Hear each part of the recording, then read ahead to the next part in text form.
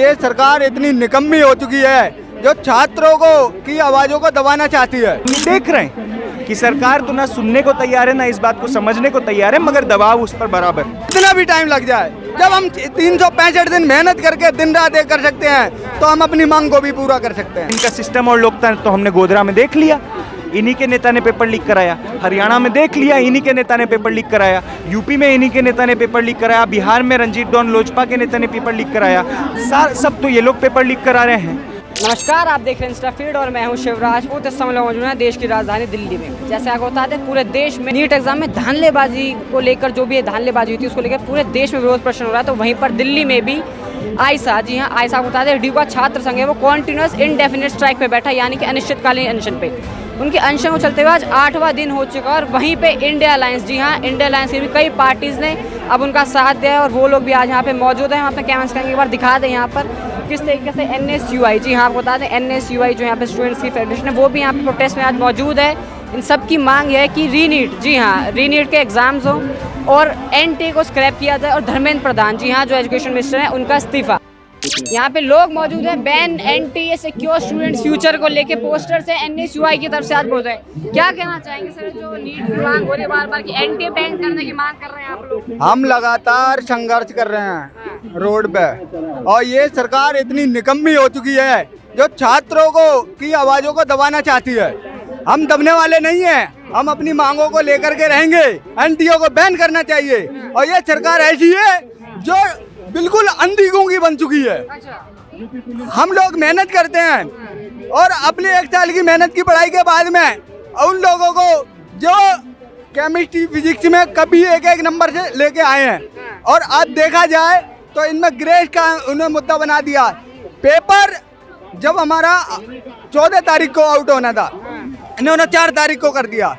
लेकिन अब जब ये सरकार पढ़े लिखे लोग नहीं है, हमारे साथ अत्याचार करने पर तुले पड़े हैं, हम रोड से लेके सदन तक अपनी आवाज को उठाते रहेंगे जब तक हमारी मांगें पूरी नहीं होंगी। हम पीछे नहीं हटेंगे। धर्मेंद्र प्रधान जी के इस्तीफे की भी मांग कर रहे हैं। हाँ, धर्मेंद्र प्रधान को इस्तीफा देना चाहिए। ये अनपढ़ लोग हैं, इन्हें नहीं पता है कि छात्रों के साथ अत्याचार कर रहे हैं।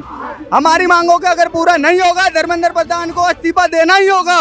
कल को धर्मेंद्र प्रधान के इस्तीफे से क्या मामला सुलझ जाएगा, निकल जाएगा सॉल्यूशन? जब धर्मेंद्र प्रधान को ये पता नहीं है कि छात्रों के साथ अत्याचार हो रहा है, हमारी सुनवाई नहीं हो रही। हम 4 तारीख से लगातार संघर्ष कर रहे हैं, रोड पे हैं, आज तक छात्रों की सुनवाई नहीं हो रही किसी भी तरीके से। हम धर्मेंद्र प्रधान को इस्तीफा दे देना चाहिए। अगर इन्हें जब नहीं छात्रों के लिए अच्छा कर सकते हैं। इतने टाइम से आप लोग प्रदर्शन कर रहे हैं, अब तक तो सुनी गई है बातें, अब तक नहीं सुनी गई है। क्या लग रहा है आगे सुनी जाएंगी? NTA को बैन कर देना चाहिए। NTA को बैन कर देना चाहिए। अब तक तो नहीं सुना गया ना आप लोगों की मांगों को, अब तक नहीं सुना गया है। जब तक नहीं सुनेंगे तब तक हम ऐसे प्रदर्शन करते रहेंगे। अच्छा, कितना टाइम लग जाए? कितना भी टाइम लग जाए, जब हम 365 दिन मेहनत करके दिन रात एक कर सकते हैं तो हम अपनी मांग को भी पूरा कर सकते हैं। पर NTA का तो हमने रिकंडक्ट करवाए तो पेपर, ये सब जुमलाबाजी है इनके। जुमलाबाजी नहीं, रिकंडक्ट पेपर हुए हैं, री एग्जाम हुआ, आपको पता होगा 1536 बच्चों के री एग्जाम हुए। तो नहीं ऐसा कुछ नहीं, अभी कोई हमारे पास उसकी जानकारी नहीं दी गई है। अगर ऐसा होता तो हम क्यों रोड पे आते? आपको बताएं री एग्जाम हुए 1536 बच्चों के, जिनको ग्रेस मार्क्स में एग्जाम उन्हें दिखाने के लिए करा गया है। और सांसद में भी यही आवाज उठी हुई है, हमारे राहुल गांधी छात्रों की आवाज को उठा रहे हैं और हमें पूरा भरोसा है हमें न्याय मिलेगा। सर, आप लोग कॉन्टिन्यूस बहुत टाइम हो गया, आप लोग अपनी डिमांड्स उठा रहे हैं, लेकिन आप लोगों की डिमांड को सुना नहीं जा रहा है। क्या कारण और क्या लग रहा है कब तक डिमांडों को सुना जाएगा? नहीं, सरकार पे दबाव बराबर है। सरकार पे इतना दबाव है, इसीलिए जिस चोर को इन लोगों ने अपनी कमेटी का चेयरमैन बनाया था, आज इन्हें इस चोर को बर्खास्त करना पड़ा, NTA के डायरेक्टर को। ये दबाव उन पर है। हम आयसा से पिछले 7 दिन से हम लोग हड़ताल पर हैं। 7 दिन से रोज हम लोग यहाँ पर अनिश्चितकालीन धरना चला रहे हैं। आज सारे इंडिया अलायंस की पार्टीज हमारे साथ आई हैं, इंडिया अगेंस्ट NTA के साथ आई हैं। हम तमाम इंडिया के अलायंस की पार्टियों को भी शुक्रिया करते हैं, धन्यवाद करते हैं और हम कहते हैं अब साथ मिलकर इस आंदोलन को जो भी मोड़ देना होगा हम सब मिलकर देंगे। और हम ये देख रहे हैं कि सरकार तो ना सुनने को तैयार है ना इस बात को समझने को तैयार है, मगर दबाव उस पर बराबर। ये बार बार अपने दबाव को छुपाने की कोशिश कर रही है। नरेंद्र मोदी सदन में खड़े होते हैं, चुटकुलेबाजी करके बैठ जाते हैं। धर्मेंद्र प्रधान प्रेस कॉन्फ्रेंस में आते हैं, छात्रों के साथ भद्दा मजाक करते हैं, कहते हैं सिस्टम पे और लोकतंत्र पे भरोसा रखिए। और इनका सिस्टम और लोकतंत्र तो हमने गोधरा में देख लिया, इन्हीं के नेता ने पेपर लीक कराया। हरियाणा में देख लिया, इन्हीं के नेता ने पेपर लीक कराया। यूपी में इन्हीं के नेता ने पेपर लीक कराया। बिहार में रंजीत डॉन लोजपा के नेता ने पेपर लीक कराया। सब तो ये लोग पेपर लीक करा रहे हैं। निचले स्तर पे अपने छुटभैया जमींदार नेता को कहते हैं कि कंप्यूटर सेंटर खोलो और पेपर लीक करो।